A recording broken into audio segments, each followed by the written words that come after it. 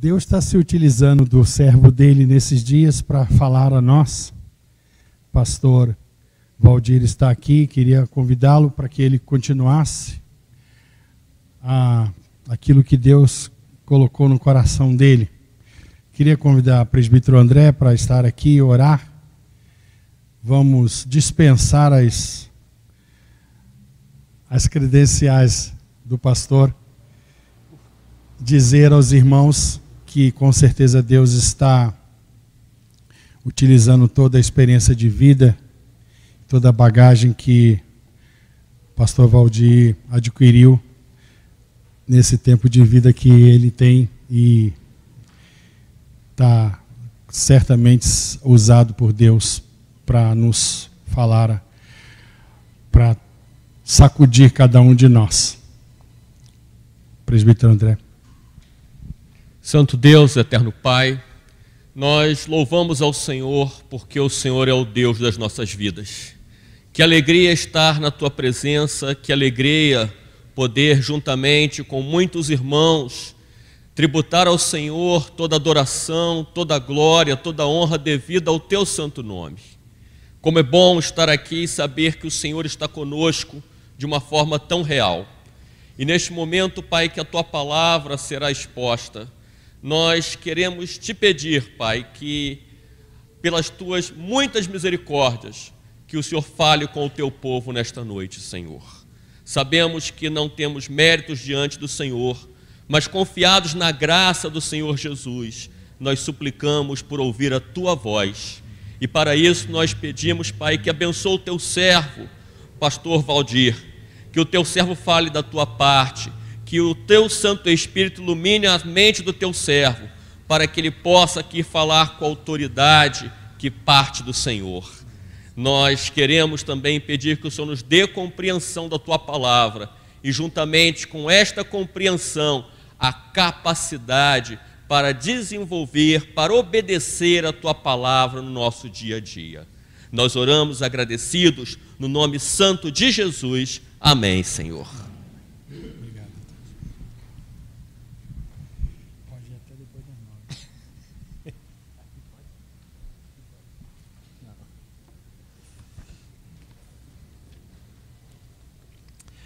Boa noite. É bom estar aqui com vocês. Agradeço a oportunidade, o privilégio de, nesse ano, né, nessa celebração da reforma, trazer à nossa memória alguns dos aspectos, das dimensões da própria reforma e a gente poder fazer isso junto. E a gente poder fazer isso aqui também em Juiz de Fora, para mim, é um privilégio. Obrigado pelo tempo de louvor, obrigado pelos hinos dessa noite. Olha, eu acho que eu sabia quase todos, assim, né, que eu já podia acompanhar, né? Alguns lugares a gente vai, a gente fica meio boiando, né? Saudai o nome de Jesus. Eu fui lá no meu matrimônio, né, que faz muito tempo. Quanto tempo mesmo? Né? São Luís do Maranhão, né? Eu estava lembrando, Eloy, que eu acho que alguns desses hinos eu aprendi na época da ABU, né? Alguns, ontem à noite, vocês cantaram Castelo Forte, esses fazem parte da minha tradição luterana, outros não, e a tradição da ABU me ajudou a conhecer e a cantar algumas dessas músicas. Muito obrigado por elas, né? Aliás, uma das marcas da reforma, sobre a qual eu não vou falar hoje à noite, é a hinologia, né? O impacto dos hinos na reforma são impactos fortes, muito importantes na história, na própria história, né? A reforma é também uma reforma cantada. E ela foi uma reforma porque ela foi uma reforma cantada, né?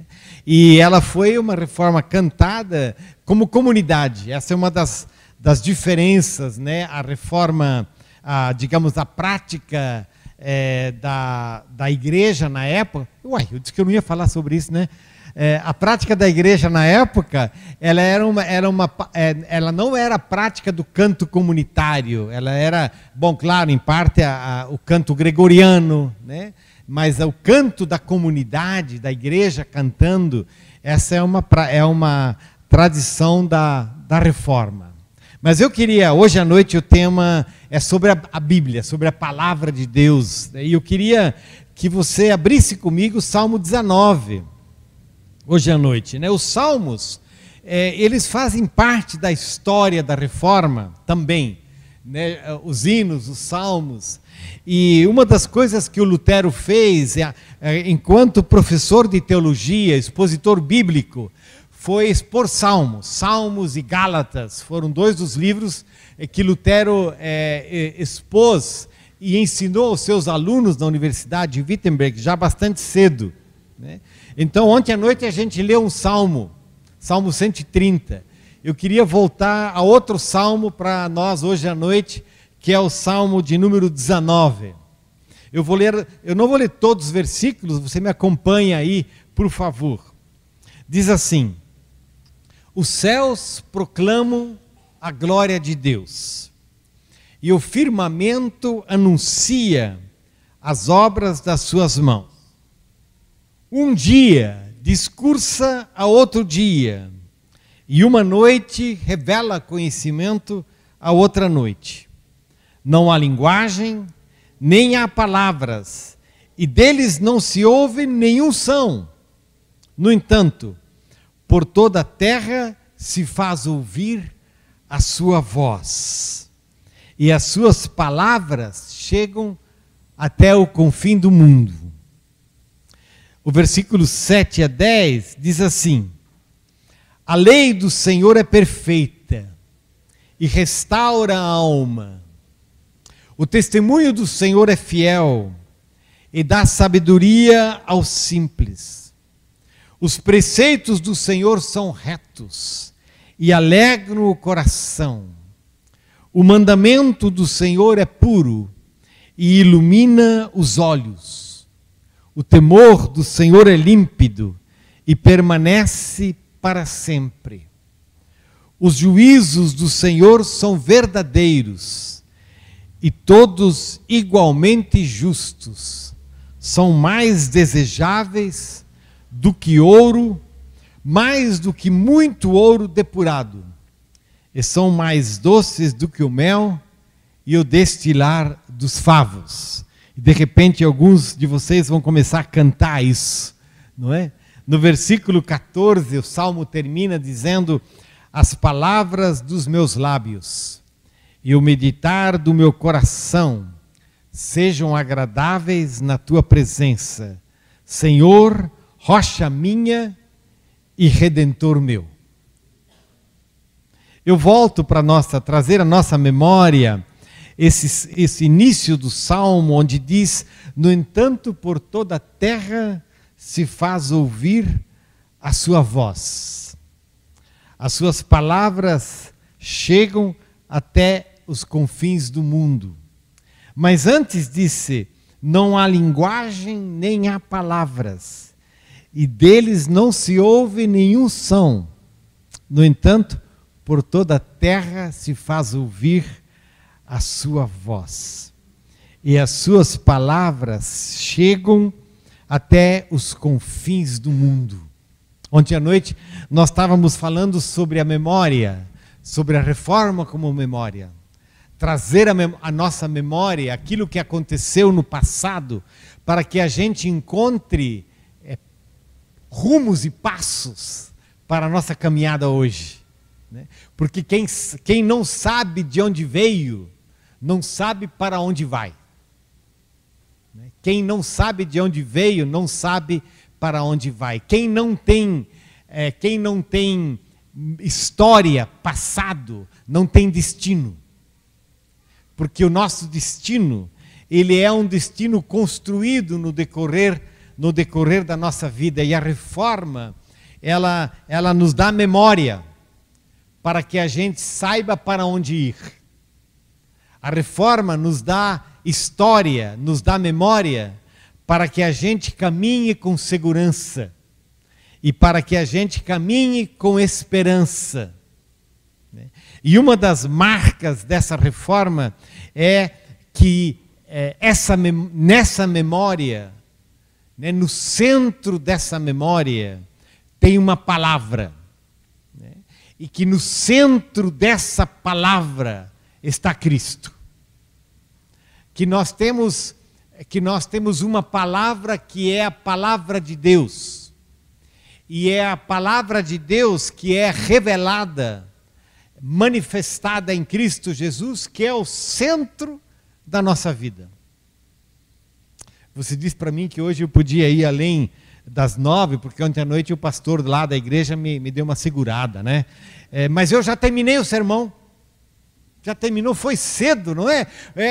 Nós vivemos de uma palavra, eu disse, que é essa palavra de Deus. E no centro dessa palavra de Deus está Cristo. Acabou o sermão. Porque esse é o coração da própria reforma. E eu acho que o Lutero diria para nós hoje à noite, é isso que eu queria. É isso que eu queria lembrar a mim e a nós. Sempre de novo, e que sejam por 502 anos.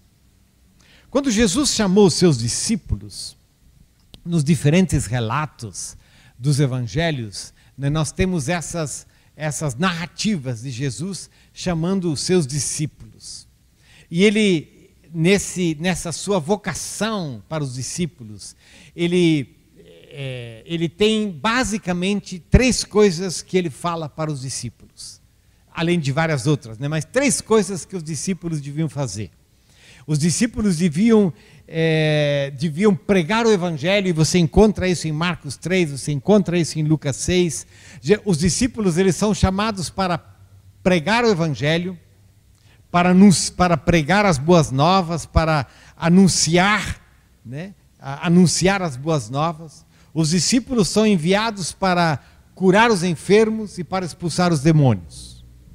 E fundamentalmente Jesus vai dizer, olha, isso que eu estou falando para vocês fazer, eu estou fazendo, eu vou fazer. E sempre de novo nós encontramos Jesus conversando. Sempre de novo nós encontramos Jesus contando histórias, parábolas, né? Jesus gostava de uma boa conversa, né? De sentar e conversar. Muitas vezes eu tenho me perguntado sobre isso, por que é que Jesus envia os discípulos para que eles anunciassem as boas novas, para que eles falassem do evangelho, falassem do reino de Deus. O nosso Deus, ele é um Deus que tem palavra. O nosso Deus, ele fala. Deus fala. E essa é uma das marcas da fé cristã, que Deus é um Deus que tem palavra. No mundo das religiões, muitas vezes os deuses são mudos.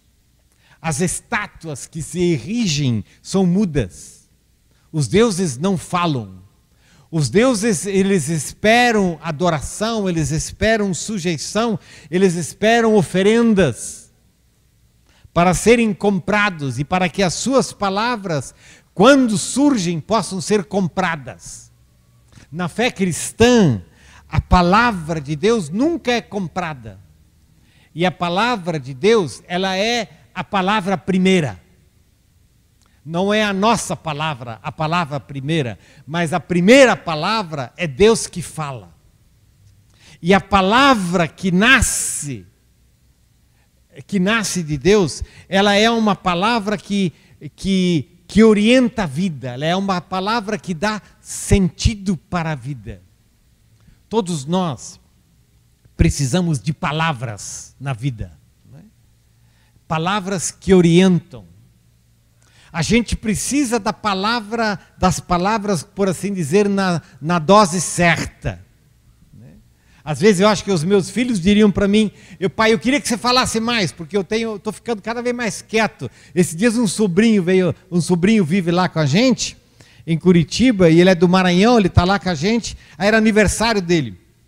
Aí ele veio e ele disse, eu quero um presente. Falou para mim, eu quero que você responda as minhas perguntas. Presente duro, porque ele é um doutorando em filosofia, complicou, né? As perguntas são muito complicadas, né? Deus nos dá uma palavra, porque a palavra que Deus nos dá, ela é uma palavra que dá sentido para a nossa vida, que dá orientação para a nossa vida. Por isso, a igreja, ela precisa ser a igreja da palavra, para que as pessoas possam encontrar sentido na vida, para que as pessoas possam saber de onde elas vêm, para que elas existem, qual é a vocação delas, para onde elas vão.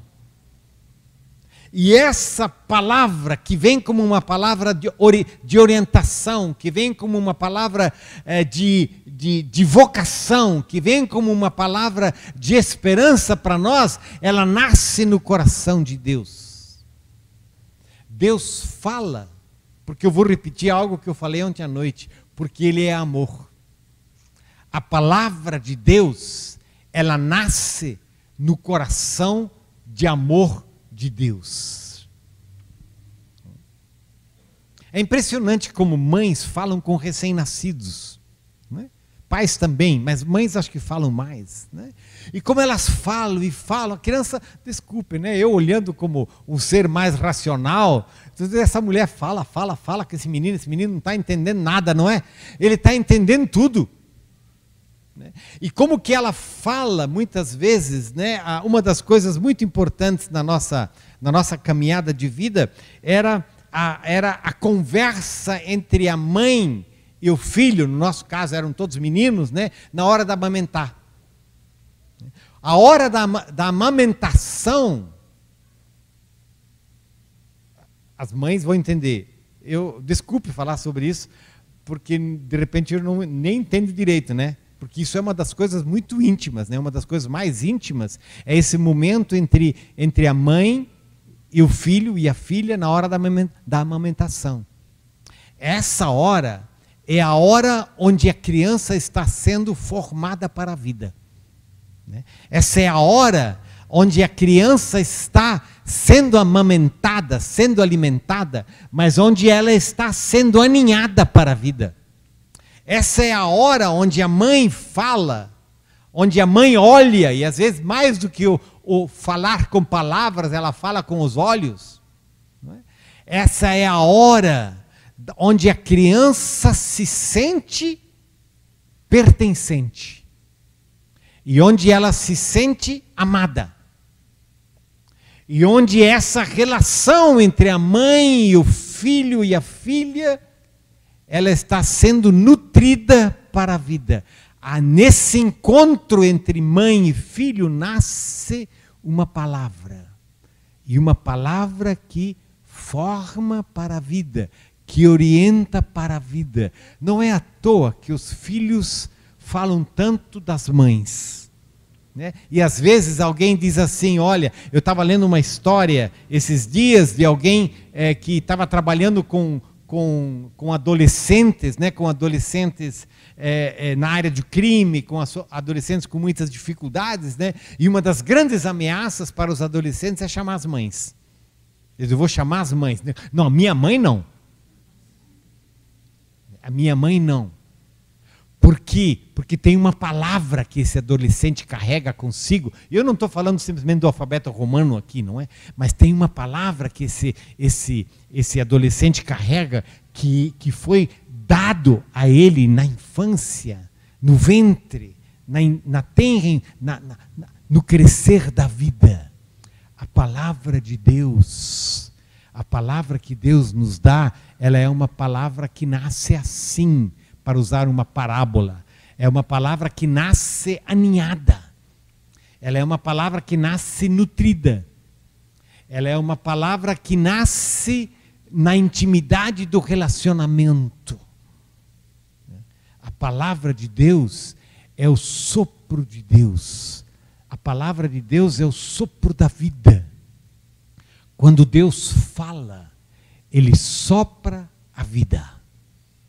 Lá em Gênesis, você pode ver isso, não é? Quando Deus fala, a vida emerge. Como se diz no hebraico, não é? É esse ruach de Deus, é esse sopro de Deus, a palavra que Deus nos dá. Ela é uma palavra que cria. Ela é uma palavra que, além de criar, ela é uma palavra que restaura. Então a palavra de Deus, ela é uma palavra restauradora, ela é uma palavra criadora. Deus fala. E quando Deus fala, a gente respira. E a gente só respira porque Deus fala. Deus fala. E quando Deus fala, a gente vive. A gente enche os pulmões, o sangue corre. Deus fala. E quando Deus fala, a gente tem os olhos abertos para quem a gente é. Deus fala. E quando Deus fala, a gente se encontra. Deus fala. E quando Deus fala, a gente sabe quem a gente é. E que fundamentalmente a gente é dele. E a gente é soprado por ele para ser dele. E assim a nossa vida carrega a imagem de Deus. Assim a nossa vida carrega a presença de Deus. Assim a nossa vida carrega o sopro de Deus. Assim a nossa vida carrega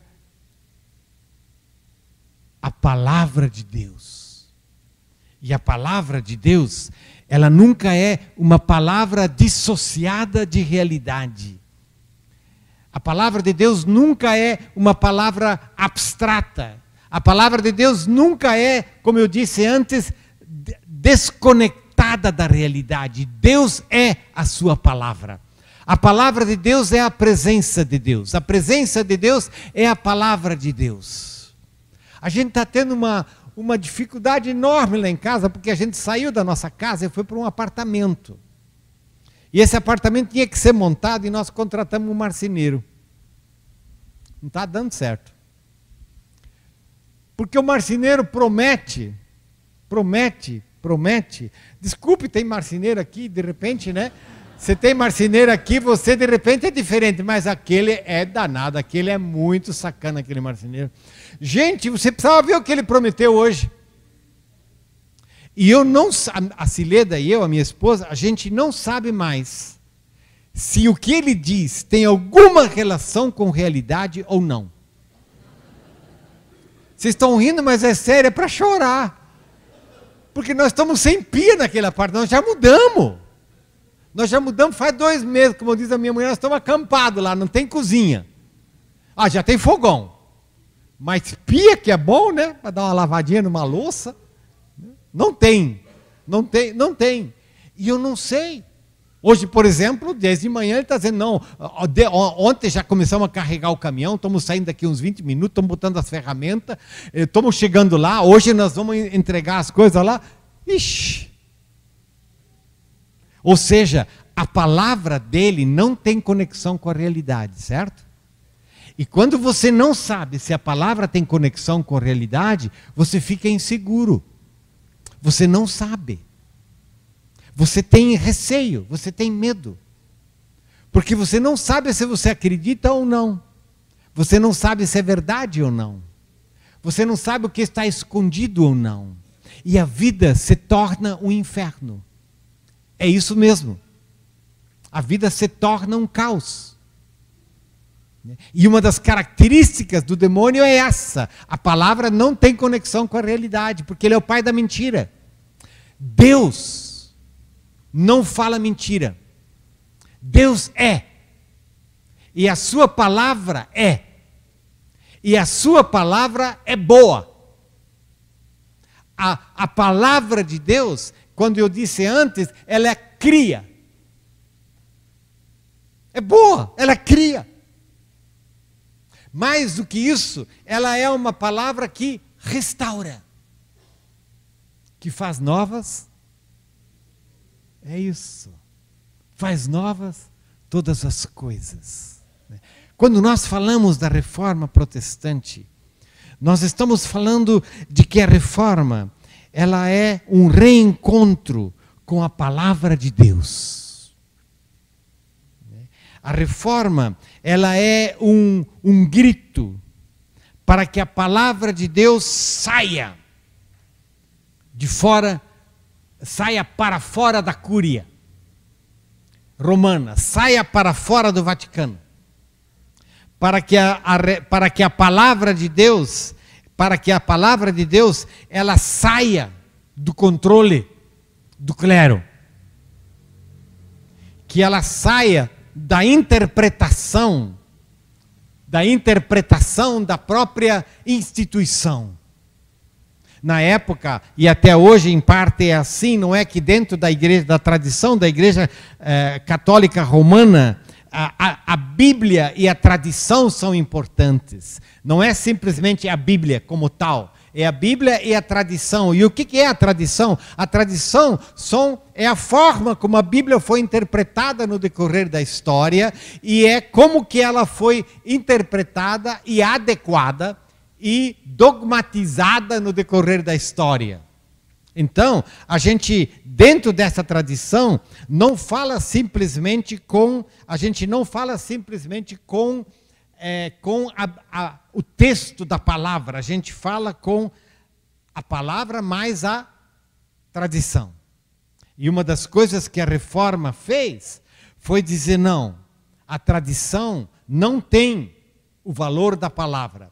E a tradição, ela pode até ajudar a gente a olhar algumas coisas, e ela ajuda, mas ela não tem a autoridade sobre a palavra. Solta a palavra. Solta a palavra. Coloca a palavra na mão do povo. É interessante como as reformas, elas sempre de novo, elas encontram na palavra de Deus a sua base, a sua fundação. Isso que a Igreja Católica Romana fez, e em parte faz, que é encapsular a palavra, né? Encapsular, amarrar, prender, sei lá, você sabe, quer usar uma outra palavra, pode usar, não é? Que é essa coisa de, não, a gente precisa cuidar, para não soltar essa palavra, né? A gente também faz isso, né? O Vaticano não está só em Roma, o Vaticano está dentro de nós, o Vaticano está dentro do clero, e olha que eu sou um deles, né? O Vaticano está dentro, muitas vezes, das nossas denominações, das nossas tradições, né? Na nossa igreja luterana, vou eu falar sobre a igreja presbiteriana, o teto cai sobre a minha cabeça aqui, não é? Mas na igreja luterana, né, tem uma briga danada por exemplo, com a questão mais da liturgia, né? Quase quer dizer, olha, tem que ter essa forma, se a liturgia não tem essa forma, ela não vale. E alguns de nós dizemos, não, acaba com essa forma, para que a palavra possa brotar. Então, sempre que nós amarramos a palavra aos nossos costumes, à nossa cultura, à nossa tradição, nós estamos sendo anti-reforma. Né? Sempre que nós tentamos domesticar a palavra e fazer com que ela diga exatamente o que nós achamos que ela tenha que dizer, os nossos costumes, dogmas, culturas, doutrinas, que a gente muitas vezes bota dentro de uma mesma sacola. Se não for assim, a gente queima. A palavra de Deus, ela precisa sempre de novo queimar a nós mesmos.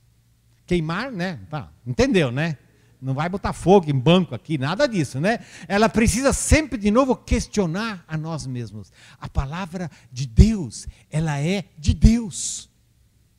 E a palavra de Deus, ela não cabe em mim, nos meus esquemas, nas minhas tradições. Aliás, a palavra de Deus precisa ter autoridade sobre mim. E a reforma abriu, numa linguagem gaúcha, né? Aqui na linguagem gaúcha, diz, a reforma abriu a porteira, né? Para que a palavra pudesse ser, né? Ser uma palavra solta. A própria reforma teve dificuldade com isso, né? Porque quando Lutero começou com esse princípio, né? da da igreja, de que cada um é livre para interpretar a palavra, já começou a surgir cada coisa. E ele depois teve que tentar dar uma controlada em algumas coisas. Não é assim que na Bíblia tudo vale, não. Né? Não é assim que cada um pode pegar a Bíblia e fazer a sua própria loucura. Aliás, muitas vezes a gente faz isso mesmo. Né? Não. E eu já vou me referir a isso daqui a pouco. Então não fica preocupado. Mas aqui o que eu queria ressaltar aqui é que essa palavra de Deus, ela é a seiva da igreja. Ela é a vida da igreja. E sempre de novo os movimentos de reforma no decorrer da igreja, eles voltaram o quê? A palavra. E é impressionante como isso vale para hoje. Isso valeu para ontem, isso vale para hoje. E muitas vezes essa reforma começa, né, esse reencontro com a palavra começa entre os mais jovens. Interessante. Porque eles começam a ter experiências novas com essa palavra. Por isso que muitas vezes os movimentos de reforma são movimentos de gente mais nova. Claro, porque gente como eu, que já não sou mais tão novo, coitado de mim, não é? Eu já quero as coisas mais estabelecidas, né? Eu até quero o meu travesseiro. Imagina, né? Eu fico escandalizado comigo mesmo, né? Eu viajei tanto na minha vida que devo ter dormido em centenas de travesseiros. Agora, de repente, o velhinho quer o seu travesseiro? Brincadeira, deve estar enfermo esse velhinho. Né? Mas a gente quer também o seu travesseiro nas nossas tradições e interpretações bíblicas. Né? Aquelas mesmas coisas sempre de novo. E Deus é o Deus que abre a nossa vida com a sua palavra. E mais do que isso, né, os movimentos de reforma, eles encontram um novo jeito de falar dessa palavra, de torná-la atual. Estava pensando sobre isso hoje, é interessante, porque o que o Lutero encontrou? Qual foi o novo jeito que o Lutero encontrou? A imprensa. A imprensa. Porque enquanto você vivia uma tradição fundamentalmente oral, era muito mais fácil controlar a palavra pelo clero. Né? O clero controlava a palavra muito mais facilmente, porque era oral. Mas Lutero viveu num momento onde que estava brotando um novo jeito, que era a imprensa. E houve um casamento muito bonito entre a reforma e a imprensa. E a reforma fez muito uso da imprensa. Porque, de repente, na reforma, se começaram a escrever algumas coisas e se corria para a imprensa. E, ainda que muito mais caro do que hoje, não é? Essa imprensa publicava e botava na mão das pessoas. E quando digamos assim, quando o bispo ficava tomando conhecimento do que estava acontecendo, já estava na mão do povo, já não conseguia mais recolher. E mesmo que tentasse recolher, uma outra escapa, né? Bota dentro do sapato. Ou seja, a palavra de Deus, ela é uma palavra que encontra jeitos de se propagar. Ela encontra jeitos de ser anunciada. A palavra de Deus, ela encontra jeitos que são jeitos novos, para cada tempo, em cada lugar. Deus, a palavra de Deus, ela é uma palavra que é como a água. Você não consegue, ela penetra, não é? Ela entra onde você menos espera que ela entra, com jeitos novos, com novas... Tá bom, eu já vou. Com jeitos novos, né? Ela vai entrando, não é? Porque ela entra de forma surpreendente. Quais são os jeitos novos? Ontem à noite nós fizemos um pouco disso, né? De trazer essa experiência da reforma para nós, para a nossa realidade, e dizer, gente, é muito importante que a igreja, que nós possamos sempre de novo ser cativados pela palavra de Deus. Que nós possamos sempre de novo estar enamorados da palavra de Deus. Que a palavra de Deus possa ser numa linguagem, né, uma contínua primavera na nossa vida. Né? Uma chuva depois de um tempo de muita seca. A igreja precisa da palavra de Deus, e da palavra de Deus que venha com frescor, que venha como novidade. A igreja que se acostuma com a palavra, e que já não tem mais nenhum sentido de gratidão, de alegria e de primavera, ela é uma igreja morrendo. Ela pode até recitar a palavra. E na liturgia da época de Lutero, certamente a palavra era citada, não é? A igreja pode ter um altar no púlpito, a igreja pode ler essa palavra, mas essa palavra já não fala. Essa palavra já não toca. Essa palavra já não faz brilhar os olhos. A gente cansou. Você nunca experimentou isso? Onde você de repente diz, não, essa palavra não vou ler de novo. De novo, não. Ixi, o pastor vai falar sobre Lucas 15. Já ouvi 10 sermões. Alguns meus são chatos mesmo, né? Mas isso é outra história. Né? Mas, quer dizer, a igreja, ela precisa ser continuamente uma igreja sedenta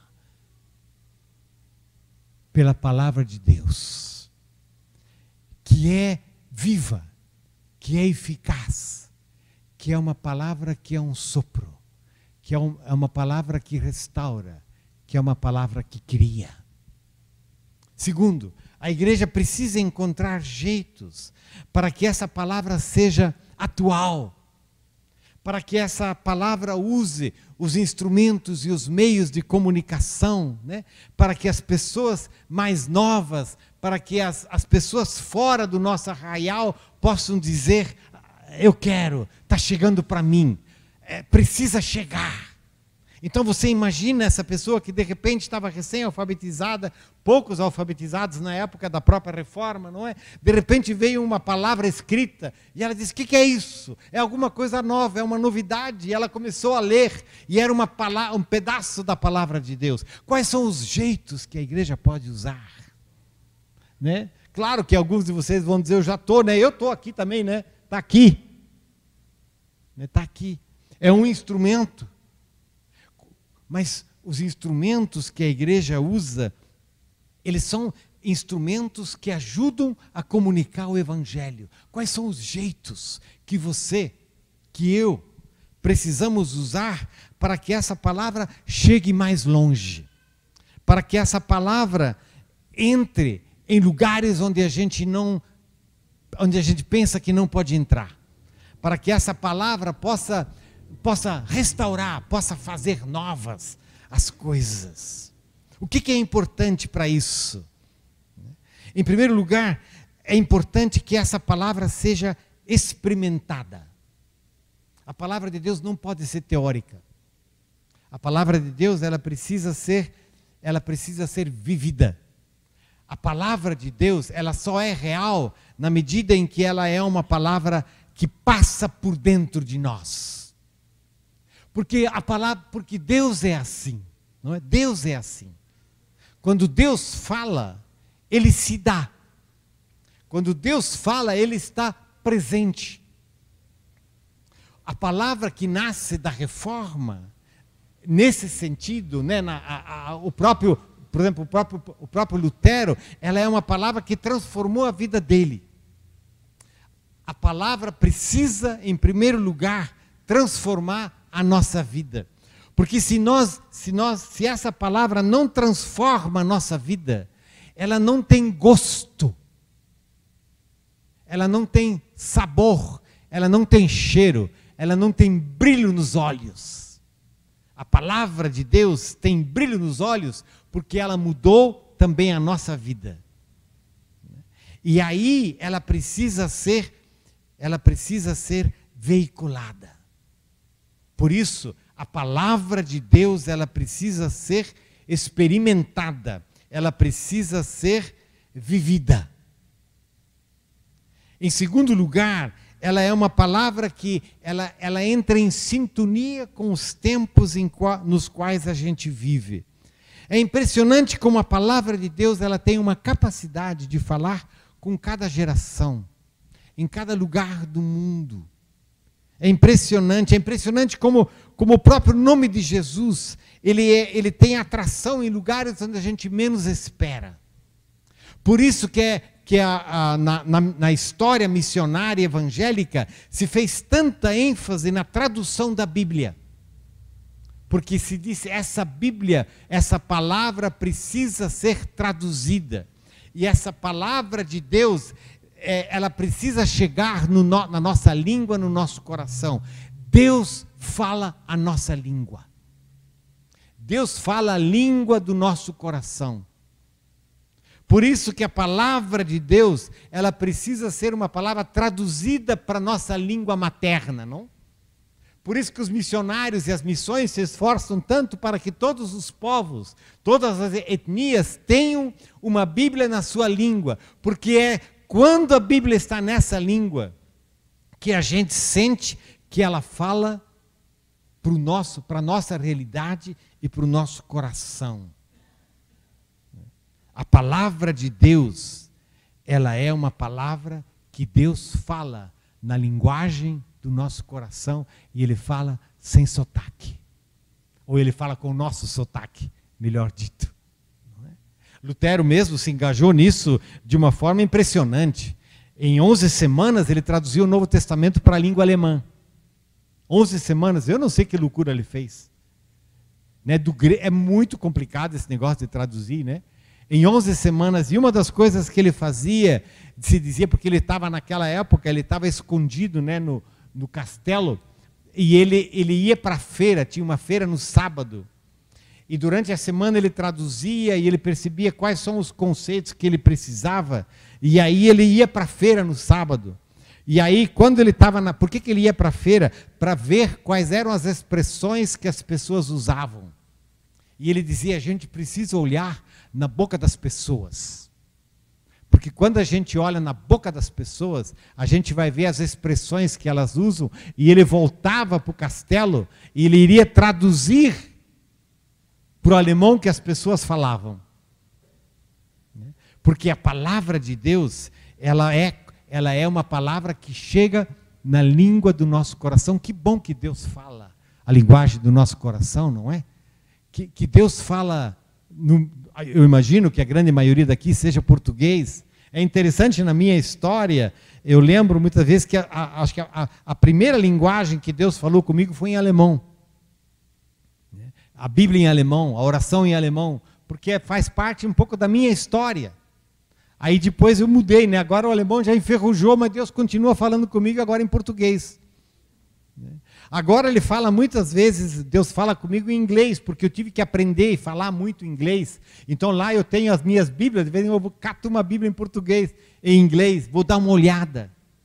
Porque Deus é um Deus que fala na língua do meu coração, da minha mente, da minha história. Deus fala na crise, Deus fala no medo, Deus fala no silêncio, Deus fala na noite, Deus fala no sonho, Deus fala na visão, Deus fala das formas mais impressionantes possíveis, Deus fala. E a palavra que Ele tem para nós, ela é uma palavra boa. Por isso que um dos princípios da reforma foi não apenas de colocar a Bíblia na linguagem do povo, mas é de colocar uma Bíblia na mão de cada um, por assim dizer, não é? Claro que não dava para cada um naquela época, né? Hoje que a gente tem aquelas Bíblias tudo, né? Bíblia disso, Bíblia daquilo, não é? Mas Deus fala a nossa língua e nós temos acesso a essa palavra de Deus. E o que que essa palavra de Deus nos diz? Porque a palavra de Deus, ela fundamentalmente, ela nos diz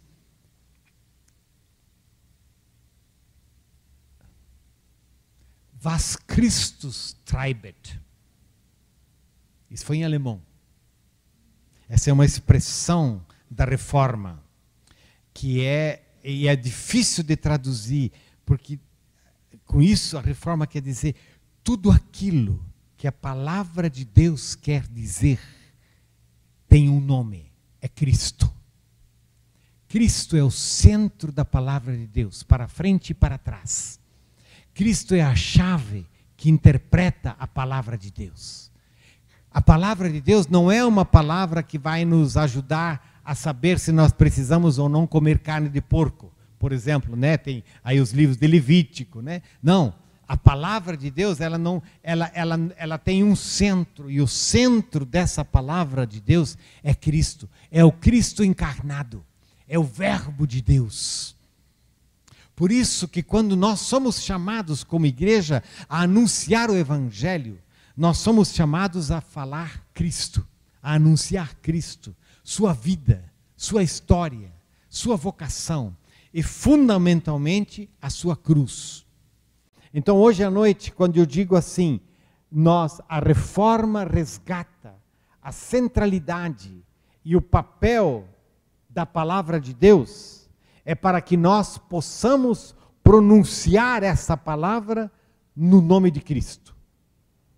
E que o nome de Cristo é a palavra de Deus.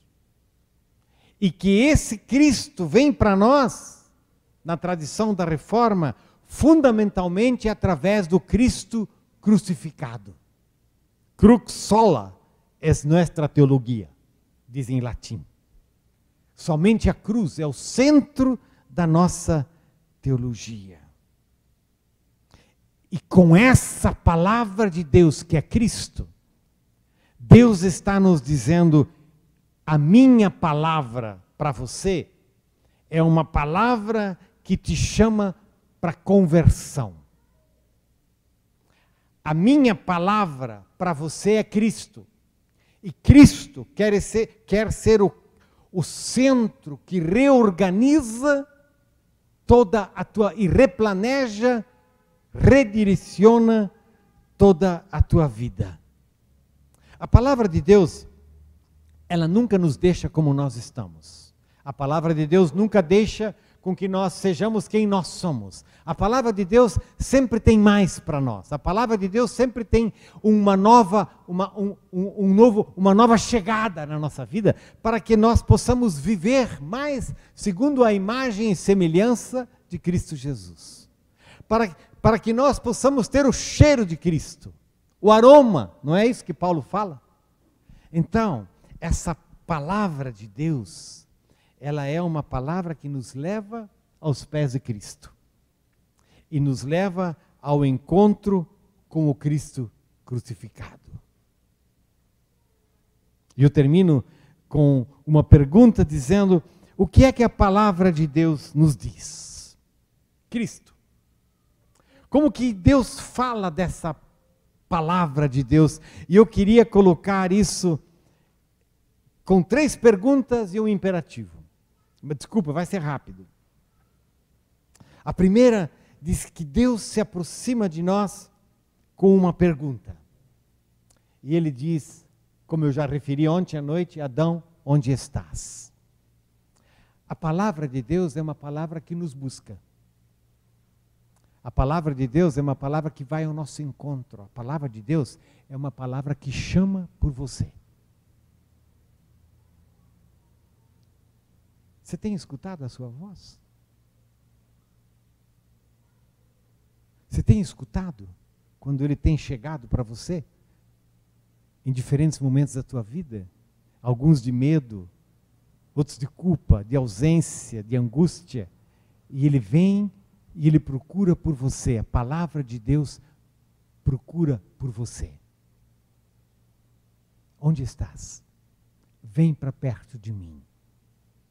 A palavra de Deus tem uma segunda pergunta. Onde está o teu irmão? Estou falando lá de Gênesis, não é? Essas 2 primeiras perguntas da Bíblia. Onde está o teu irmão? Eu queria saber onde está o teu irmão. Eu me preocupo com o teu irmão. Eu me preocupo com o outro. Eu não me preocupo só com você, eu me preocupo com o outro. E eu queria saber aonde está o teu irmão. Aonde está o teu próximo? Onde está o teu outro? O que você fez com ele? Como que você o tem tratado? Como que você tem vivido? Ou seja, a palavra de Deus, ela é uma palavra que nos convida para uma nova relação com Ele. E a palavra de Deus, ela é uma palavra que nos convida para uma nova relação com o outro. Com o outro. E Deus nos pergunta, onde está o teu irmão? A terceira pergunta que Deus nos faz é aquela pergunta que Jesus fez diante de tantas pessoas, quando ele dizia, o que você quer que eu te faça? O que você quer que eu te faça? Onde dói?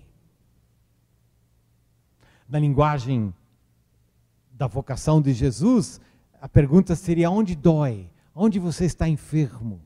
Aonde você está possesso? Aonde você está cativo? Aonde você está amarrado? Aonde você está destruído? Aonde que dói? Aonde que você tem medo? Onde que está a tua angústia? Essa pergunta de Jesus é uma pergunta central, não é? O que você quer que eu te faça? E o cego diz, eu quero ver, é claro. E Jesus diz, então veja. A palavra de Deus, ela é uma palavra que se interessa por nós. Ela é uma palavra que pergunta por nós. E essa palavra de Deus, ela pergunta por nós naqueles lugares onde a gente está mais abandonado. Naqueles lugares onde a gente está mais doído. Naqueles lugares onde a gente está mais fechado. Naqueles lugares onde a gente tem mais medo. E Jesus pergunta, o que você quer que eu te faça? O que você está precisando? Fala para mim. Diga. Use linguagem. Diga para mim. Porque na medida em que você me diz, com os teus olhos, com o teu rosto, à medida que você diz para mim, eu vou te abraçar, eu vou te restaurar. A minha palavra, ela é uma palavra que restaura. Onde estás? Onde está o teu irmão? O que você quer que eu faça?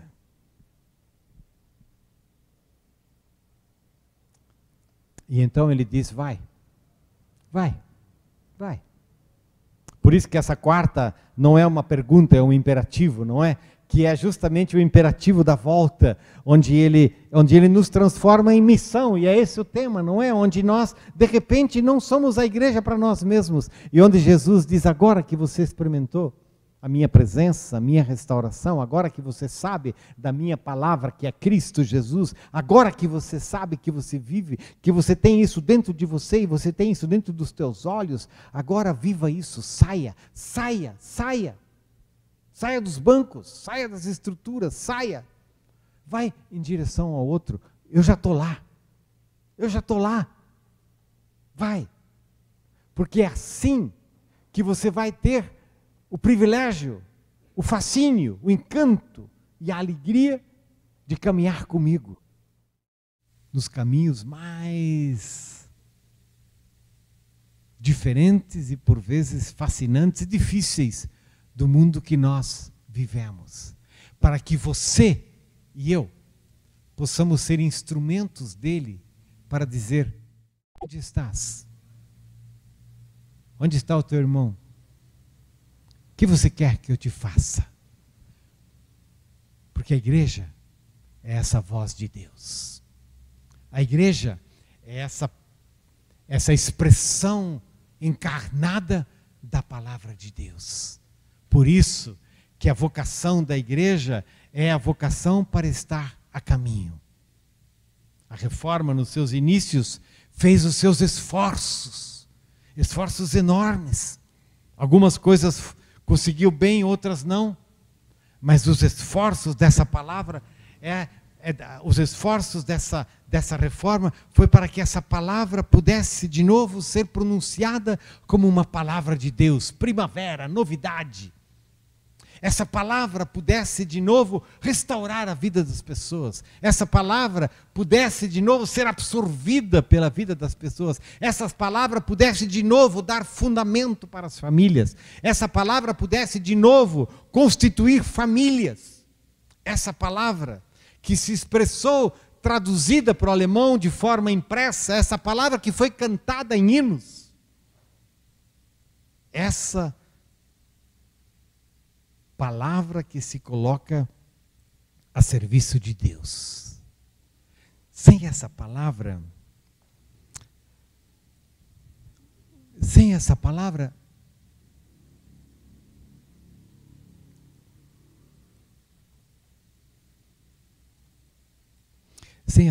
nós estamos mortos.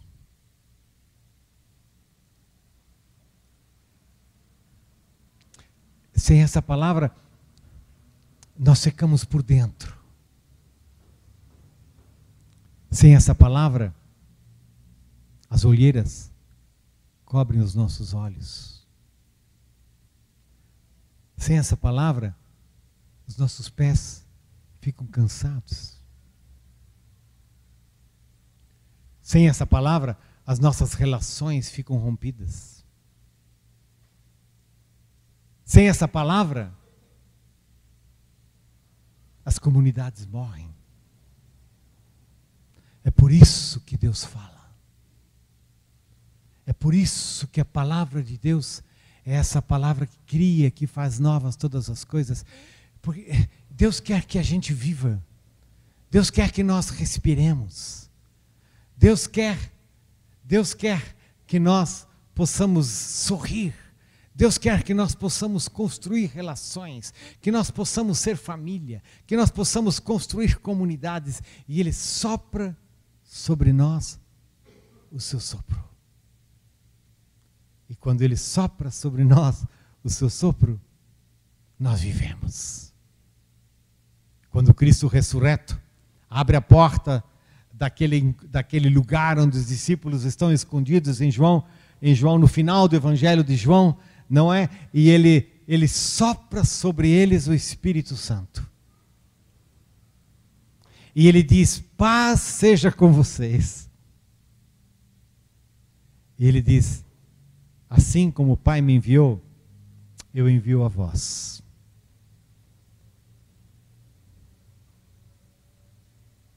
E isso Ele faz ainda hoje. Por isso, a nossa oração é sopra, Senhor. Sopra o Teu Espírito sobre nós. Dá-nos a Tua paz. E lembra-nos de que nós somos o corpo de Cristo, para sermos enviados a um mundo tão perdido, tão sozinho, tão cansado. Porque ele precisa dessa palavra que ressoa no tempo, dessa palavra que ressoa no espaço, dessa palavra que faz novas todas as coisas e as faz de uma forma tão bonita. Os céus proclamam a glória de Deus e o firmamento anuncia as obras das suas mãos. Um dia discursa a outro dia, e uma noite revela conhecimento a outra noite. Não há linguagem, nem há palavras, e delas não se ouve nenhum som. No entanto, por toda a terra se faz ouvir a sua voz. E as suas palavras chegam até os confins do mundo. Graças a Deus. Deus é bom. Ele fala. Você quer ouvir?